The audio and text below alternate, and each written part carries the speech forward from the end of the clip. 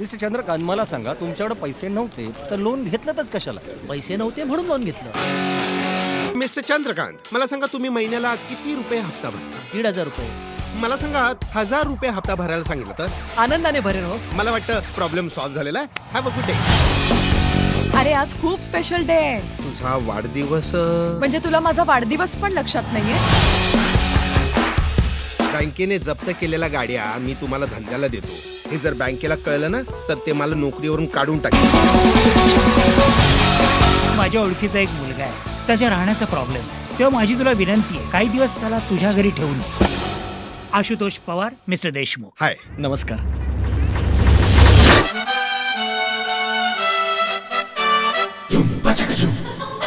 इथे ज्या वस्तू जिथे आहेत त्या तिथल्या तिथेच ठेवायला पाहिजे. त्या बाबतीत तुम्ही अजिबात काळजी करू नका.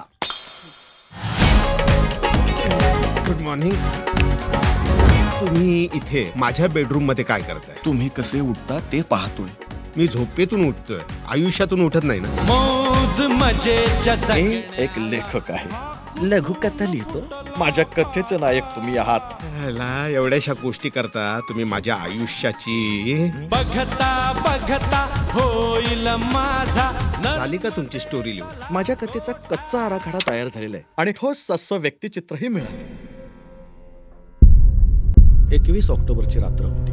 ढगांचा गडगडाट होऊन मुंबईत पाऊस सुरू झाला. नंदू, पाऊस पडतोय. मी आई होणार आहे ही बातमी ऐकून तुला आनंद नाही झाला? ती गरोदर आहे हे ऐकून त्याच्या पायाखालची जमीनच सरकली.